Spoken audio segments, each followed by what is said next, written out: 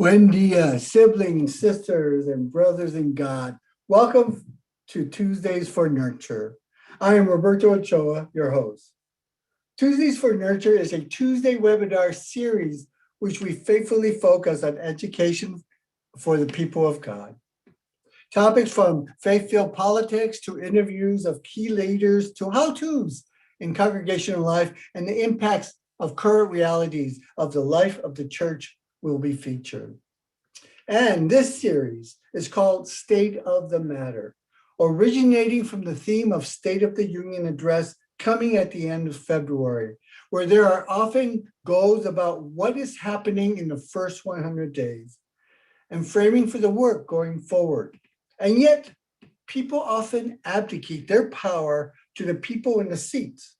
It has become clear to the last election is that power is with the people. The questions become not only what must the demand of the administration be, but also what must we demand of ourselves.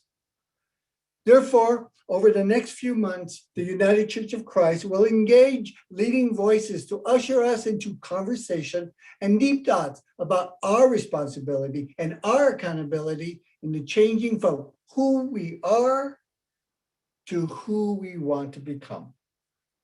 All State of the Matter addresses are recorded and they will be available to engage as a group thereafter. Our hope is not in the White House, but in God and in the people, in our collective responsibility to make this nation what it can be. Through my work on Faith Info, focusing on congregations of color, ethnic identified and rural congregations, I believe it can be said that the state of the church is reflected in the state of our rural communities and congregations. On Thursday, Reverend Dr. John C. Doher, UCC President and General Minister, and Bishop W. Darren Moore of the AME Zion Church will do a presentation on the state of the church. But in the meantime, today, we will focus specifically on rural churches. In rural and small towns, the church is often a focal point for the spiritual and social well-being of a community. During these times of health, economic, and social uncertainties facing the U.S., how are our congregations serving rural and small towns doing to meet the needs of their communities this past year? In the UCC, rural and small congregations make up 60% of the denomination and are the backbone of the UCC. And through our collective work, we have made the well-being of UCC rural and small town congregations as one of our highest priorities for 2021. In this hour, it is my privilege and honor to bring you a panel of conference and pastoral leaders as they bring voice to the celebrations, challenges, and the needs of leading UCC congregations in a rural small town setting. So let's begin to know them. Reverend Dr. Monica Ouellette, who is the Associate Conference Minister for Search and Call and Congregational Transitions for the Indiana-Kentucky Conference. Thank you for joining us, Dr. Monica. Hello from Southern Indiana this afternoon. I'm so excited to be part of all of you. Thank you. Thank you. It's a pleasure having you. Also joining us today is the Reverend Steve Hummel, who is the pastor of Trinity Reformed UCC in Bloomsburg, Pennsylvania. How you doing, Reverend Steve? Doing very well from the snow-packed corner of Northeast Pennsylvania. Welcome, everyone, and thank you for having us here today. A pleasure. Thank you again. Kahu Rennie is pastor of Iwa Community Church, part of the Association of Hawaiian Evangelical Churches, Hawaii Conference UCC, and also serves as the moderator of Pacific Islander and Asian American Ministries, known as PAM, Hawaiian Region. Aloha, Kahu Rennie. Aloha, everyone. It's so good to be here. It's still morning here, so we say aloha kakeaka, but aloha to everyone. Awesome. Next, I'd like to introduce Reverend Lorraine Sinisteros, who is the Associate Conference Minister for the Wisconsin Conference. Welcome, Reverend Lorraine. Thank you. It's a pleasure to be here, and welcome everyone to my little part of the world in southern Wisconsin. It's not snow-packed, but it's cold. Thank you. And finally, but not least, Pastor Mark Rowell. Mark Rowell. Please correct my speech. Is the Orangeville Charge, Pennsylvania pastor of Orangeville Charge, UCC PCUSA, which includes 3 congregations, which is Orangeville United, Zion, and St. James churches. Hello. Hi there. It's good to be here, and welcome everybody. I'm a little bit north of Steve in central Pennsylvania. Well, welcome to you all, and thank you for being part of our panel today. So let's get this conversation started. So I'd like to begin with Dr. Monica. Tell us a little bit about how things are with our rural and small town congregations in Indiana and Kentucky. The Indiana-Kentucky Conference has 123 churches across 2 states. About a third of these congregations are small, with 100 or fewer members, or many of them with less than 50 members. That's pre-COVID numbers. Many of these congregations are in local settings, rural settings. Some of these congregations are struggling, but many of them are thriving in these difficult times. The congregations that are thriving have a mission focus. They've identified where ministry is needed in their community, and they are working to meet those needs. For example, we have many congregations in farming communities. The thriving congregations have identified the need to feed the people in their surrounding communities. And a number of them have organized gleaning ministries. So they've connected with the Society of St. Andrews or started their own programs, and they're really thriving because they're feeding people. Another 2-point charge in our conference, where one of the churches has no indoor plumbing. They do both global and local mission. They send people and supplies to Sri Lanka and Kenya, as well as supporting their local women's shelter. They have been engaged in these thriving ministries for over 40 years, and they've gotten their association and our conference involved in their ministries as well. Another rural congregation has a strong prison ministry that focuses on helping people who have been released from prison, in particular, people serving a sentence that are drug-related.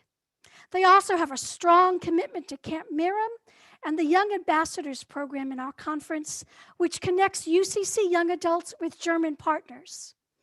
These ministries are giving this congregation a thriving sense of energy and purpose in the rural setting in Western Indiana. And the last several months, a number of our congregations have gotten a technology grant from the Center for Congregations in Indiana. These grants have allowed them to purchase Wi-Fi, laptops, speaker systems, monitors, everything that they need to do virtual worship, to do outdoor worship services, to do parking lot services, so that they are really still able to connect with their congregations in ways they couldn't have imagined a year ago. These rural congregations are resilient and they are creative. They're clear about who they are, who God is calling them to love and serve in their communities and beyond, and they have strong lay leaders. They don't feel the need to do a lot of programming or church growth activities. They have a mission focus and they do it really, really well. Pastoral leadership is a challenge for many of these congregations. I'm the Associate Conference Minister for Church Call and Congregational Transitions. So I usually work with these congregations when they're in a pastoral transition. Our rural churches are really looking for faithful part-time pastors. They are blessed if they receive 4 to 6 profiles in a time of a year and a half. Many times their leaders come out of the lay leadership in their congregation. A lay leader rises up and becomes their new pastor. Sometimes they have a retired pastor who comes back to serve them until they retire once again. Sometimes they're looking beyond the UCC for a pastor. Sometimes they are blessed to call a pastor who understands their unique situation and needs and faithfully helps them to thrive in their community. As an ACM, one of my important roles is to build a relationship of trust and support with these rural congregations. They want to know that they're not forgotten by their conference. They want to know that we support the ministries in their local communities in any way that we can. They need to know that they can call me when they have a question, when they have a need, when they just want to share the joys and concerns in their congregations.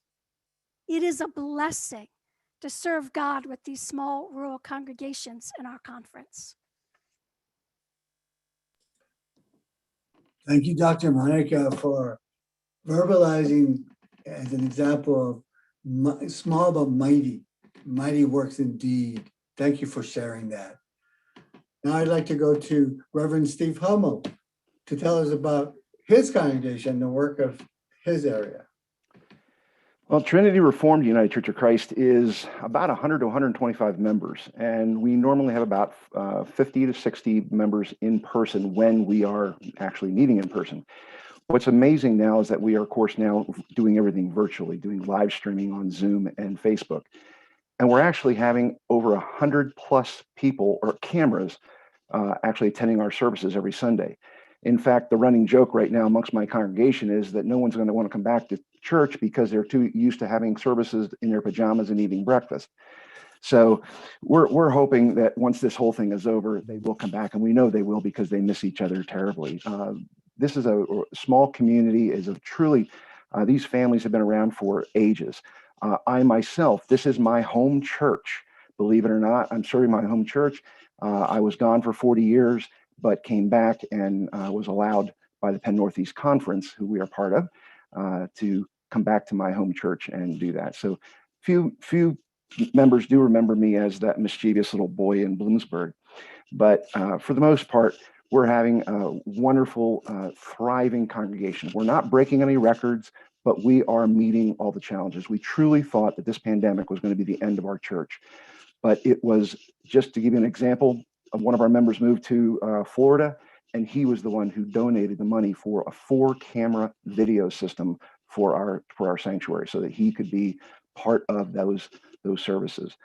We are very connected to to the community. I myself was president of the Landlord Association. I am on the parking subcommittee for the town. My father was an attorney here in Bloomsburg, and my mother had a business on Main Street. So we're very, very well connected, and the churches are all very well connected. Trinity is part of the Coalition for Social Equity, and they use our Jubilee Hall for their racial justice work group, their cultural and religious alliances work group. And in fact, they are going to be using our church. They were going to do it on Sunday, but now they had to put it off a week, but they're actually celebrating World Hijab Day. So we're very much in the mission field for sure. We're part of the Bloomsburg Ministerium, and I host our Zoom meetings since we can't be in person. And when we are in person, they meet again at our Jubilee Hall. We're part of Protestant Campus Ministry at the Bloomsburg University. And I'm also a volunteer on the Human Rights Commission here in Bloomsburg. I sit on the board of the local area agency on aging. So as you can see, my consistory has me involved truly in the community up to my eyeballs. So we are really there and part of it. We support our local fire and ambulance associations, Phoebe Home, which is a UCC facility down in Allentown for a nursing facility, Lancaster Theological Seminary, Bethany Children's Home, EOS Riding Center, which is a riding center here in Bloomsburg for developmentally challenged and disability as well, to get them back in competence to be able to meet with people and such. So we work with the Women's Center as well as a faith-based volunteer organization called Agape. We are, like I said, we are just up to our eyeballs in the community, and really that, I think, is what small churches have done for as long as I can remember growing up in Bloomsburg. We are truly a mission church, and we have a crock pot ministry where we actually supply crock pots and the nutritional elements that would be found at the food cupboard here in Bloomsburg. And we actually teach, for instance, a single woman who or a single parent who has to work can actually fix a meal that will last all week, and they can go to work and come back and it's ready for a hot meal. We also work with Agape, like I said, as coordination. They have a Fresh Express where they give away food. They use our parking lot to stage the cars to go through the drive-through food pickup. We have Red Cross blood drives. Community Adults Resource Employment, which is a group that helps develop cognitively challenged individuals. We actually allow them to come into the church, clean the church, sanitize the church, and learn skills that they can then take out into the workforce. We have a little book house out in front of the church for free books. Again, food cupboard, and what was called Panther Packs. We actually support a Panther Pack program, which is for meals to be taken home over the weekend. So the children are not without food just throughout the week, but also for the weekend. And we're also part of the Columbia County VOAD. So we're part of the disaster response team here in Bloomsburg. And of course, our youth, they support the Heifer International by doing what's called a noise offering at the third Sunday of the month. Everybody, they take cans and they go around and collect the money and shake the coins. And they literally raise in a year about $800. And then we purchase the different animals for third world countries. We have festivals. We have a Peach Festival, which in August, which is just huge. But again, can't do it this year. Renaissance, which is up on Main Street on Bloomsburg. We sell our famous raisin-filled cookies and whoopie pies and sticky buns and such, which again, just as fundraisers, but we're in the middle of town doing this with our community. We have a cookie walk at Christmas. And of course, we do a trunk or treat for the community in our church parking lot. So we are very, very involved in that. And of course, our ecumenical, we're very ecumenically involved as well. When we have a crosswalk with the Presbyterian and Methodist Church and Community of Christ Church, Thanksgiving service with the same group. We've done prayer vigils for the Pulse nightclub massacre, as well as a prayer vigil for racial injustice here in town. And we also put on, the same group puts on Theology on Tap when we were meeting in person, and we would have speakers come in and educate us. It was again just a wonderful opportunity to be involved in the fair, or be involved in the community. And of course, Bloomsburg has a huge fair. It's one of the largest fairs on the East Coast, agricultural fairs on the East Coast, and we actually support the concessionaire workers, those fair workers. We actually have where we provide a laundromat for them. We provide meals for them, clothes for them, hygiene products and such. So as you can see, Trinity Reformed, even though it's only 100 members, 125 members, we are just deeply involved in our community. And that has truly, I think, attributed to our ability to not only survive, but to thrive in this environment. So thank you for having us. Thank you, Pastor Steve. Trinity Reformed, doing mega church work in your community. Oh my God, you just bore witness to what a small town church can do. Thank you so much, and blessing that congregation. And the fact that you were able to grow up in that congregation and become its pastor is awesome, awesome. Well, what maybe folks don't realize is anywhere from 40 to 50% of our rural UCC congregation are of ethnic identified or of color. And coming all the way from Hawaii, I'm pleased to have Kahu, which I believe is Pastor Rennie, to share things that are going on in the his Hawaiian congregation. Thank you, Roberto, and thank you everyone for inviting me. I'm going to talk about 3 different areas in the short time that we have. I'm a bivocational pastor at the Eva Community Church, which is a historic church, goes all the way back to the 1830s, a Native Hawaiian church, and then later on it became a part of the plantation, the sugar plantation part there. It's it's kind of in an older community, but now a new community as more neighborhoods are being built around the church. I could say that our church, we have a preschool, essential preschool. So even though everything was being locked down in our community, our preschool stayed open, and we tried very hard to help the essential workers to help with childcare. My deacons at our church are working really hard. Our average attendance is about 10 people. But they try very hard to reach out to each other and in the community. We are one of 3 UCC churches in Hawaii that are called a Blue Zone church. And I'm not sure if you're familiar with a Blue Zone church. Because of time, I'm gonna put the link in a shmore that I'm gonna share with you. But all around the world are communities called the Blue Zone communities where people live long. And there's 9 pillars of why they live long. And it's interesting because none of those communities have diet programs. But they do look at sustainability, mental health. They look at ways that the community can work together. Like they have something called like walking moais, where people, they have groups where you just walk with people in the community in designated times and places. And our church right now is focusing on a project. I'm still waiting to hear back from the grants that we applied to. But, a lot of the school and community gardens have all been closed or not accessible. So we're trying to do more where people can pick up a fabric bag and then take home the things to grow at home. Because Hawaii, 80% or 90% of our food is brought in here by ship or airplane. And we're really trying to focus on sustainability. So when you look at that shmore leader, you will see all the different programs around the world where people are working on.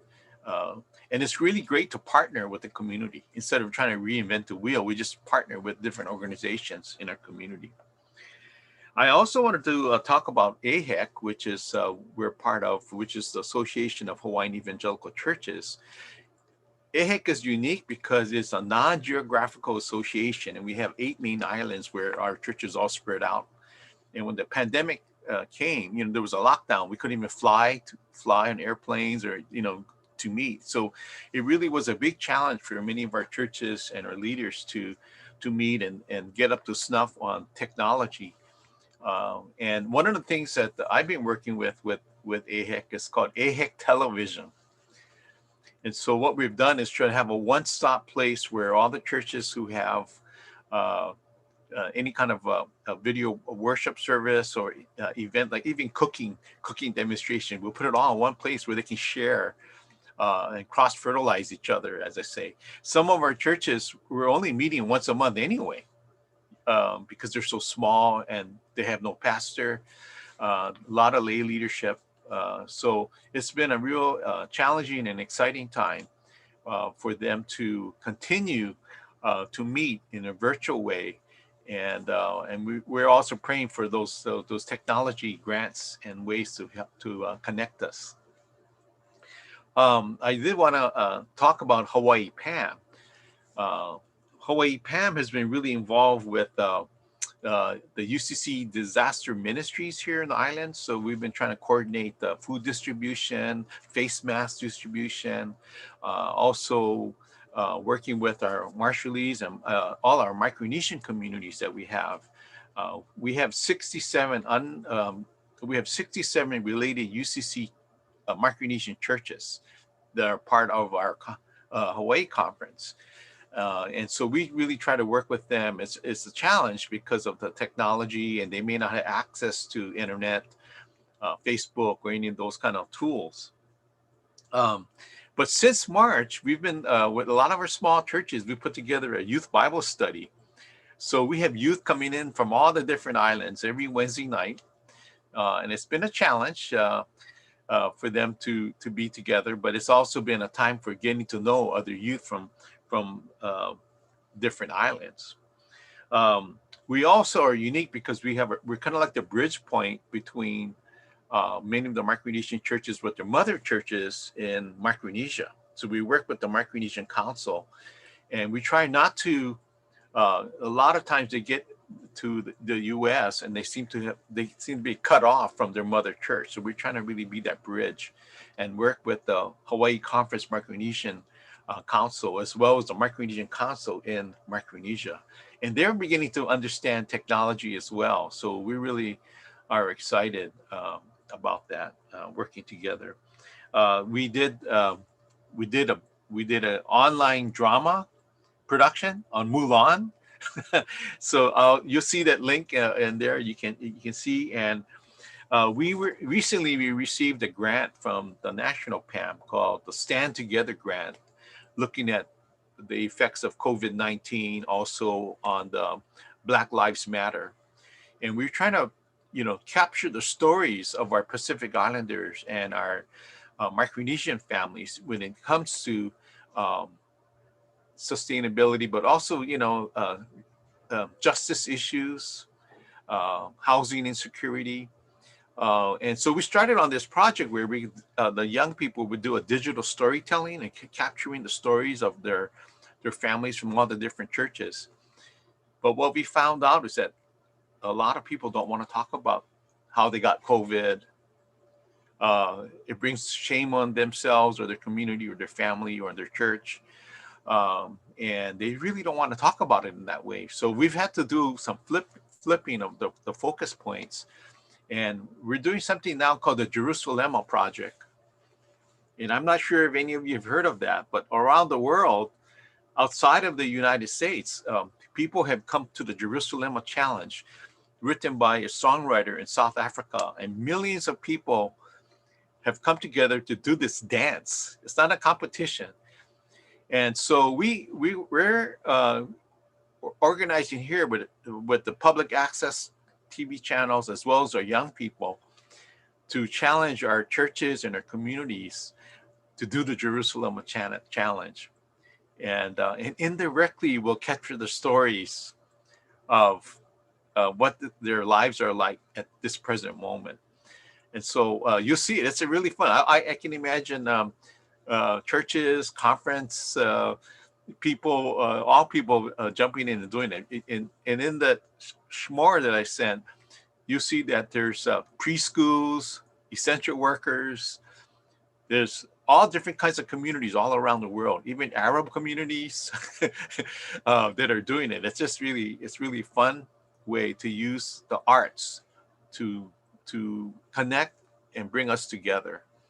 So that's kind of it in a nutshell. I'm talking really fast because of time, but we're looking and working with just so many people in the community to make this all happen. We're just really, really excited. So we hope to see you with a part of us being the Blue Zone. Join us on Blue Zone, and may your church become a Blue Zone church too.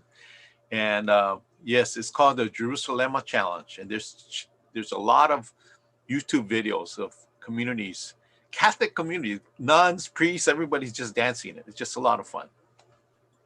Thank you very much. Thank you. Sign me up. I can dance somewhat. And thank you for giving voice to some things that we sometimes just take for granted here in the mainland. And sometimes we have to realize that resources can be so precious. And thank you for showing a way where we can participate in supporting one of us. Thank you again, Kahu Rennie. Now I'm really excited to introduce Reverend Lorraine Sinaceros from the Mid-State of Wisconsin. How is things going up there? Hi, it's good to be here. Thank you so much. The Wisconsin Conference is much like the Indiana-Kentucky Conference. We have a large number of small churches, a large number of tiny churches, which we would think is 12 or less, that are managing to continue during the pandemic. Much like Indiana and Kentucky, the churches that were involved in community outreach are doing that really well. They are having Fill the Fit challenges where they fill cars up with goods and food, and they take it to a community pantry or someplace that is in need of food. So they'll do that. There's a lot of outreach in different places, but I have to say that it's been a struggle here. A lot of our congregations don't have internet access. A lot of our congregations have elderly people who are unable to access the internet or are uncomfortable to access it. So our smaller churches, the clergy have really had to stretch themselves to figure out ways to keep people connected, to keep the church connected, to keep the life of the congregation going. It's been hard. I want to bring that up. As much as we have congregations that are doing really well, this pandemic has been hard on our clergy and hard on our congregations as they navigate the stresses of life in a pandemic, the loss of income in a pandemic for the congregants, and how they continue to be together and support each other. And so the life of the church continues. I'm still very busy. My two ACM, we're field staff. We're the ones that connect with the congregations and do search and call and all of that supportive work. We're very busy connecting with people and leaders and clergy, working through conflict that maybe would have been manageable in a non-pandemic, but it's come up a little stronger now that we're struggling. So it's been trying to find a way to connect people and to find ways so that people can feel safe as they come together. Some of our churches have continued to meet in person during the pandemic, but they're small enough and their buildings are large enough that they can do it safely. And what we are trying to do as a conference is to help them negotiate that. What works, what's safe, how can you bring people together? How can they feel connected? Because the isolation of the pandemic is difficult for many of our elderly people. Their congregation is their social focal point. So how do we continue that while we allow our pastors to feel safe and allow our pastors to be able to hold their line of what their comfort level is while they're serving their churches? So there's a whole range of things people are doing and congregations are doing. Thankfully, we haven't lost any congregations. Many of them are coming together and sharing ministry. Many of them are preparing lay leaders to lead them as they go forward. Many of our full-time pastors who are searching and leaving and going to other parts of their ministry, those churches are figuring out that maybe full-time isn't what they need now, so they're figuring the quarter time, half time, 3/4 time, something that works for them. So it's been a stretch for everybody. This has been a difficult time. I have to raise the fact that it's a purple state, and many of our congregations are in the outlying areas. The rural areas are more conservatives. So our pastors who are trained to be liberal have had to weave their way through that so that people can feel cared for and so that they feel true to their call as justice ministers. So it's been a delicate dance as we've entered this time of unknown and as we work to get to the other side of it, whatever that may look like. And what we often tell people is we don't know what that's going to look like, and we don't know where Spirit is calling us, but we will be there. Church will be there. Let's just figure out what that dance will look like. So many of our rural congregations are serving their communities, they're gathering food, their youth are meeting online, their elderly people are meeting outside in spaces. We've had drive-in worship where they have the AM transmitters are at work, so people drive in their cars. I've been to curbside services for one of our really small churches. People are trying to figure it out. And I think the resilience of that is showing because they're trying to figure it out. They're trying to go forward. They want to stay true to their call as a church. You know, why are we together? Who are we together? And how are we going to do this? So it's been a stretch.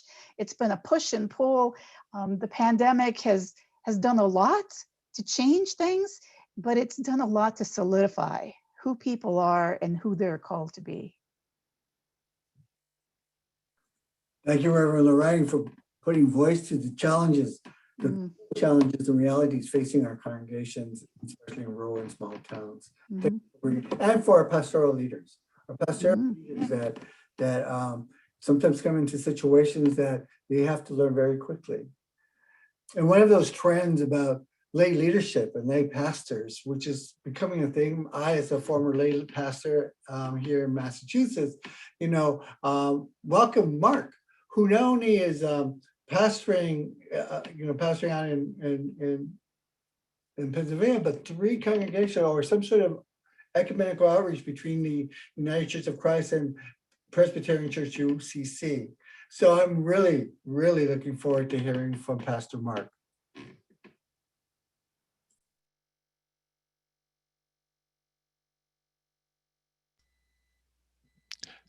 I want to follow up on some of what Lorraine says as part of my comments as I'm going along. I'm a 2/3 time pastor serving 3 churches. I'm very fortunate they are experienced with sharing a pastor. They've done it since shortly after the Civil War. But I am their first part-time settled pastor and the first pastor who's worked part-time hours. So we've been learning together how to do that. And what it means is, as a pastor, I have to lean on the lay leadership much more than I would if I was full-time. It's been a little strange with the pandemic because other than some emails with the lay leadership and some phone conversations, I'm having to make more decisions about worship than I would normally because, well, I've got musicians in 3 different churches. I've got elders in 3 different churches, and they all have a part in determining the worship culture for their particular congregation. So on Sunday morning, when we aren't having a pandemic, I get 3 different worship experiences because the musicians have chosen different things to play. The hymns are all the same, the service structure is all the same, but the experience of worship is very different. On top of that, the first congregation gets the pastor who may not be quite awake in the morning, and the last congregation gets the pastor who's kind of running out of energy. But they are very good at sharing a pastor. I enjoy it very much. How do you, when you're talking rural congregations, we're talking 120 people roughly between the 3 churches. I think one of the things you always think about is food. I've got one church who's known for their ice cream and they have a pork supper. I've got one church that's known for their barbecue chicken. And I've got one who is more focused on a community meal that's shared with other churches in Bloomsburg and providing food for people as opposed to fundraisers. But all 3 of these churches are known for what they do based on food. We also do a collection for the local food bank. And I have members of the congregation that work at the food bank as well. Probably the biggest challenge I face as a pastor right now during the pandemic is internet access is an issue. I can't hold a Zoom meeting because, well, they may have enough internet access to have a one-way connection like a video. They can't handle a 2-way conversation kind of internet access. So my worship services right now are videos that I shoot and we distribute by email and we put it on Facebook, which it seems to be working well. It's a little strange to just stare at a camera and not having any response from people there, but it's working for us. Until internet access improves in this area, it's what we can do. I think the one other ministry I should mention is one of my churches does the local vacation Bible school, which we did not do this last summer. We do it in conjunction with the local Methodist church. At least I think we're still doing that. Their pastor has changed, and all attempted connections with them so far have not borne any fruit. But our anticipation is they're in a temporary situation. When they get their new pastor again, we will reestablish that connection. We get people for that Vacation Bible School from all over our area. In fact, we have one person whose grandchildren live in New York, and she has us let her know when our Vacation Bible School is so she can bring in her grandchildren for that particular week. I think that pretty well covers the challenges that I have in terms of 3 different cultures and overlapping neighborhoods in terms of the people they serve. We have people who live right next to one church who go to the other, that kind of thing. But my biggest challenge is right now is with the election being over. I am serving 3 politically diverse congregations. How do I talk about healing for the community, knowing there is so much anger and pain associated with the last election? Thank you. And I can't agree with you more, Pastor Mark. So, in the short time we have left, I was just wondering, Reverend Lorraine, what are the resources like the conference can partner with the local congregations have available? And also for the other pastors and panelists, Dr. Monica had to leave early. Best practices and how to navigate what we're facing today. Well, the conference has emergency funds, emergency grants for congregations that need help with their electronics. So that's been very generous. That goes out to them. One of our associations is having their annual meeting will be focused around small groups, small churches, and how do we support our small congregations? Because it's been a challenge. They're continuing together, but it's a challenge to have them really thrive in this atmosphere. The Wisconsin Council of Churches has been offering, that's big in our state, and they've been offering webinars on how to speak ecumenically, how to navigate this political atmosphere that we're in. The conference also has some webinars that are coming up, and I think the national organization has been doing that also. So for people who are wanting to learn that, there are resources there. In my experience, some of our congregations aren't there yet. They're not seeing that that's needed. They don't see the racial divide. I live in a predominantly white state, and it's difficult. It's difficult to have those conversations. It's difficult to preach the gospel without it seeming like it's political. And so we have gathering points for our clergy that can come in once a week, twice a week on Zoom to talk to each other, to support each other, to figure out the best practices of how to connect with their congregations, how to facilitate healing. Pastor Mark, the way you're talking about healing for people that it's when the pandemic first started, it was political. They didn't want to wear masks. It wasn't seen as a health problem. So how do we talk to them so that people don't feel pushed away and they feel cared for and heard and led to some wholeness? So that's the challenge. So there's several places we can gather and have those conversations, because I'm not sure any of us has all of the answers. I agree. Pastors? How about Pastor Steve? I was going to say, we're kind of in the same situation where in the town of Bloomsburg was actually blue, and everything surrounding us, including Mark's area, is red. And being an O&A church in a very conservative area, I was surprised our congregation actually voted to do that. But the political unrest is really eating away at our congregations.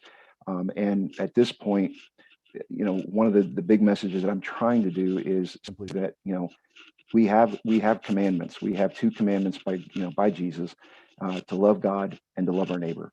And so the loving our neighbor has been a focal point in everything that we do at Trinity, and just a part of the teaching and and preaching in regards to that theme. So that's helped a lot, especially with the O&A project it helped with, and now it is actually helping us with the political unrest. I have some very, very conservative people within the congregation, and I know they're not getting the message. I know they're not going to respond to it, but that's okay. We keep doing it. That's what faith is all about, right? How does this translate culturally, Kahu, Rennie?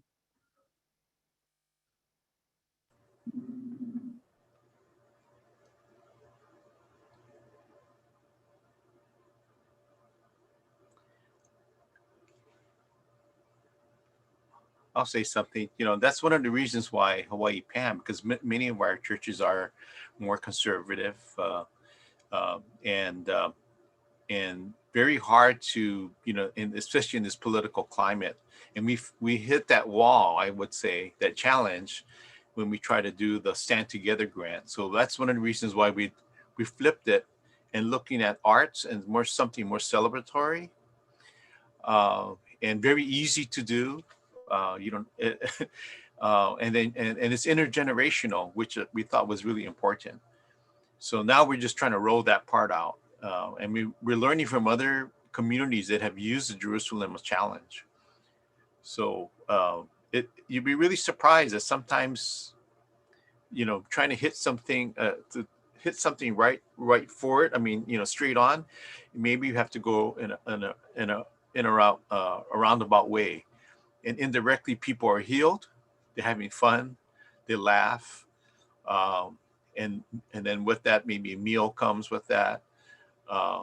And sometimes people discover things that they never knew how much fun it is, or and discover things about people. Walking Moais, for instance, with most people have never walked around their neighborhoods for years. So when you walk around, you begin to find things, find out about your community. Thank you. Pastor Mark, considering that you have 3 congregations, what is and you mentioned 3 different cultures among the different traditions. How often, what is the relationship and working together, especially in light of COVID, resources sharing, what's that like, especially in today's climate? Well, I'm blessed by the fact that we are not 3 churches that are connected only by the pastor. We actually have a charge that has its own governmental structure. The charge is my boss, so to speak, and the leadership of that is made up of the leadership groups of the 3 churches. So they get together partly for their relationship with me, but they also have some shared ministries that they do on occasion. They have to coordinate their services, their special activities like their meals, so that we don't have some of our churches doing something at the same time. It's let's put it this way. In this particular situation, I'm feeling very blessed because we have that coordination that I think is unusual for shared pastors. And I sometimes wonder why churches try to go ahead with sharing a pastor, and the only connection between the congregations is the pastor at first, and the pastor has to work to connect these 2 separate entities so that they can work together through the pastor, or start supporting each other's ministry. If you have churches that have this connection, they're much more likely to be able to take on a larger ministry than any of them would individually. And we do that periodically. It's not a constant thing because they have their own separate ministries, but they do come together when it's time. We have joint services. I'm going to be ordained hopefully in August, and they will come together for that in one service. Those kind of celebrations they definitely come together for, and the leaders meet at least once a quarter. Of course, we're having trouble with that right now because of COVID, not wanting to get together physically, and as I mentioned, the internet connection issues. But it also, I think, requires a pastor to step back and say, okay, I can't be in charge of everything. What can I live with, and what do I have to have control of? And the longer I've been doing this, the less I find that I need to have control, other than the fact of what's my message on Sunday morning be, and who am I talking to? And the rest of it is all worked out with the lay leadership, and it's been a real learning experience. I count on the lay leaders to help me be a better pastor. My preaching style has changed because of feedback from my congregations saying, you're much better when you're doing it this way than you are that way. Well, that way was the way I felt comfortable doing it. But because I've gotten positive feedback, they've helped me become a better preacher for them, at least. Thank you, Pastor Mark. And Pastor Mark, just a few words, what would you like the wider church to know about your congregations?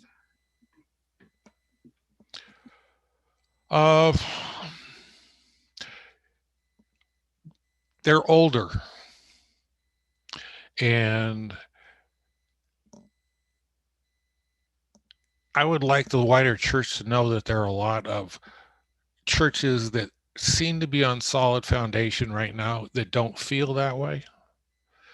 Probably long-term prospects aren't great because they don't have a younger feed, and this is a rural situation because, well, the jobs aren't in the rural area, so people leave.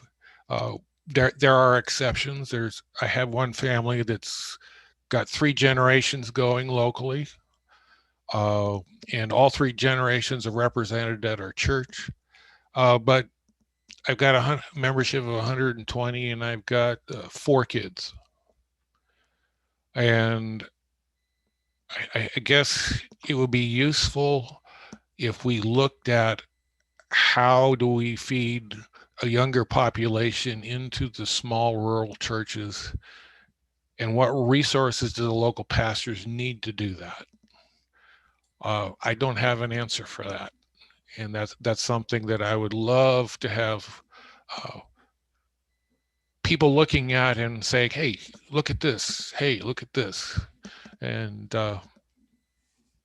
we'll see what happens. Thank you, Pastor Mark. Pastor Steve, same question.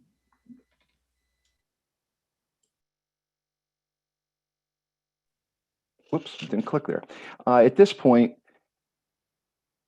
I use the national church as much as I possibly can, as well as the conference resources as well. And we really, the Tuesday webinars, the Thursday webinars, the continuing education, as best we can. But I agree with Mark. We do have older populations out there, and one of the questions was asking about whether we have a church council or of course we have a consistory. And trying to get volunteers is always difficult. That's always hard. So, leadership, lay leadership. I was the executive director for the Pennsylvania Academy of Ministry, which was a lay leadership institute here through 3 conferences, and that's now been turned over to Lancaster Theological Seminary. But we did a lot of that teaching on that. So, of course, I can do it inside our church, but I think rural churches really do need a way to have that kind of education for their lay leadership. And there's a lot of continuing education for us as pastors, but the lay leadership, I'd love to see the national church somehow be able to reach out and grasp and embrace them. But it's difficult when people are working full-time jobs and such. Providing these links are great. I think that's one of the things I'm going to certainly use for our congregation, the links of this service. So. Thank you, Pastor Steve. On Hawaii, Kahu, Rennie, what would you like the wider church to know about the ministries going on in Hawaii? Well, our biggest challenge is, we our Micronesian communities, and they're not only in Hawaii, they're all over the U.S. And of course, there's some new legislation going out now dealing with immigrants, but Micronesians are not immigrants, they're migrants, they're considered migrants. So the different laws apply to them, and they need a lot of help. I mean, some of our churches weren't worshiping in a building up before the pandemic, and then when the pandemic happened, they have no place to go. And so it's been very challenging for some of their pastors and their congregations to meet. And so I'm always looking for a church that will share a lawn, at least they can meet on their lawn or their parking lot, and also to help connect those technology type of things that can help. I did put in the chat that some of the churches who do not have internet access, you can actually record your service on a CD or a DVD, and then just pass that out to people, because DVD players, most people have DVD players, or it's very inexpensive now for a DVD player. But again, with our Micronesian community, we're very cognizant of the challenges they have, and they're almost invisible sometimes, especially in Hawaii, where we have so many different diverse groups. So we're really trying to reach out to them in ways that, and we say kokua, that we can work together. It's kind of like that story of Mary and Joseph going to the inn. And everybody says, sorry, we have no room. And I tell churches that I'm looking for the churches with the buts. But, and they work with us and work with them to find a place or find a way to where, instead of, I would say, dumping it back on them or dumping it on Pam to figure it out, So I figure with all the resources that we have within our own various congregations, we have ways that we can help each other. Thank you. And Reverend Durang, close us up very quickly because we're at the end of our time. I like that, the buts. But how can we do this differently? But so, when I talk to pastors, tell them, love your people, love them where they are, because unless you can touch a heart, you can't change a mind. So how do we do this differently? Church is not going to go away, but it's going to change. So let go. Stop grasping what used to be and let go, and something grow differently, and we'll be okay. So it's take a deep breath and see what's next. I want to thank everybody today for this amazing conversation. So,